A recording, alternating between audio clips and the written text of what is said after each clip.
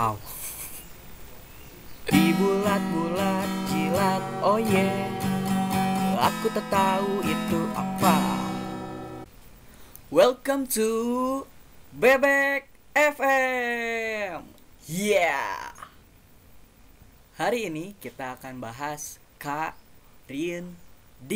Apa sih karinding itu? Oke, buat yang belum tahu karinding, ini dia. Ini adalah alat musik tradisional dari Sunda yang terbuat dari bambu. Tapi rumornya sih di tiap daerah juga ada, cuma namanya beda dan bahannya pun gak jauh beda sih. Kayu-kayu juga, ada juga yang dari bambu, ada juga ya memanfaatkan dari bahan alam. Ya nggak? Sejarahnya karinding itu seperti ini ya. Jadi waktu dulu itu para sesepuh, woi sesepuh, katanya sesepuh itu kan dulu para petani memanfaatkan karinding ini sebagai alat pengusir hama. Jadi mereka memanfaatkan suara yang dikeluarkan dari karinding ini untuk mengusir hama-hama yang ada di sawah yang suka mengganggu. Jadi suara ini itu bisa apa ya? Memekakan telinga gitu, telinga para hewan-hewan untuk pada kabur. Jadi kayak ada gangguan. Nah, kan selain dari bebegik ya, bebegik orang-orangan sawah ya. Nah, itu juga ini dimanfaatkan. Jadi mereka memainkannya bareng. Jadi sambil asik-asikan, sambil ya bermain gitu ya, bermain alat musik, juga mereka bisa mengusir hama yang ada. Ibaratnya sambil menyelam, minum air. Dari karinding ini, kita bisa belajar 3 filosofinya untuk menjalani hidup yang kejam ini. Filosofi yang pertama adalah yakin. Kalau ditinjau dari karinding itu sendiri, filosofi yakin itu berada di pemegangnya. Nah, bentuknya kan kayak gini ya. Tuh. Ini ada di pemegangnya. Artinya, kalau kita mau atau ingin belajar karinding, kita itu harus yakin akan pilihan kita untuk memainkannya. Karena gak sembarang orang sih yang bisa memainkan karinding itu sendiri. Bukan karena karinding itu sulit, tapi karena mereka itu gak yakin atas pilihannya. Jadi, yakinlah pada pilihanmu, men. Filosofi yang kedua adalah sadar. Kalau ditinjau dari karinding itu sendiri, bagian sadar adalah di bagian tengahnya. Di sini ya. Gitu. Kalau kita lihat baik-baik, nah, di bagian tengah ini ada pusat pembuat suaranya yang sebesar jarum. Bisa dilihat.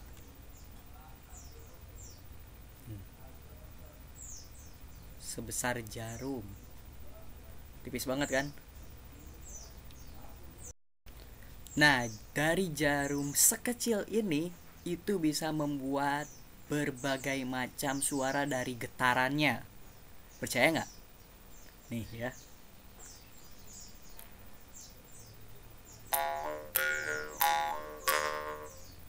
Itu udah 4. Tapi masih banyak ya berbagai macam suara yang bisa dikeluarkan dari karinding ini.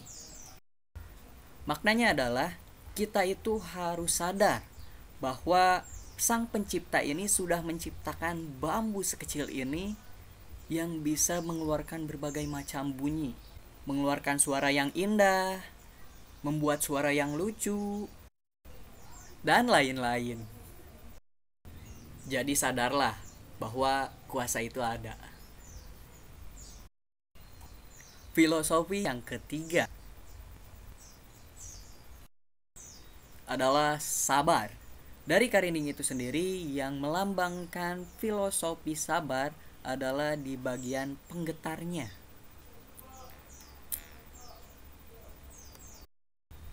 Nah, ini ya yang paling penting. Belajar karinding itu perlu banget apa yang namanya sabar. Karena dari sabar itu sendiri kita itu cuma menggetarkan gini doang nih. Nah, itu perlu waktu yang lama dan mungkin setiap orang beda-beda dapat bisa kayak gininya nih, bisa kayak gitunya, itu beda-beda. Ada yang 2 minggu belum bisa, ada yang 2 bulan juga belum bisa, ada yang 2 tahun sambil nunggu mantannya putus malah stres. Ya itu gara-gara mantannya nggak putus-putus, bukan belajar karindingnya ya, bukan, bukan. Tapi kalau anda sabar, pasti bakal nemu suara yang kayak gini. Percaya deh. Nah, kalau anda sudah siap untuk melaksanakan 3 filosofi itu, selamat. Anda sudah siap untuk belajar karinding. Ya. Yeah. Buat yang penasaran gimana sih suara karinding atau mungkin teknik tata caranya atau tutorialnya, nah bisa disimak ya video-video gue yang berikutnya. Karena ya gue cuma pingin berbagi cara memainkan alat musik tradisional itu gini loh. Karena kalau misalnya kita nggak mengeksploritasinya atau tidak, apa ya, tidak mengembangkannya lagi dan tidak memperkenalkan kepada dunia, takutnya nih ini nanti diambil orang lain. Aduh, sayang banget ya. Ini udah kecil diambil pula. Aduh, kan dari yang kecil-kecil inilah ya yang bisa membuat kita bangga. Gue juga mengharapkan supaya anda itu belajar juga gitu.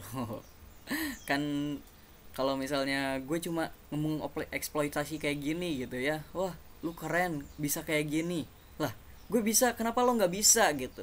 Ayo dong kita sama-sama belajar ya, walaupun ini dari alat musik tradisional Sunda, lo nya Jawa atau Padang atau mana kek ya, terserah. Itu nggak apa-apa, kita sama-sama belajar ya. Kita tahu gitu bahwa oh di sini tuh ada alat musik yang keren, kita harus coba. Masa iya sih gitar aja dari luar negeri lo bela-belain pelajarin, masa yang ginian aja enggak? Gue nggak maksa sih, pilihan kan ada di tangan lo semua, bener nggak? Ya, oke, cukup sekian Bebek FM kali ini. Terima kasih sudah menonton dan subscribe ya. Kalau misalnya anda merasa konten ini layak untuk di subscribe atau ditonton atau di like atau di komen, silakan, gue mempersilahkan, gak di blok kok. Oke, yuk cukupkan sekian, terima kasih dan bye.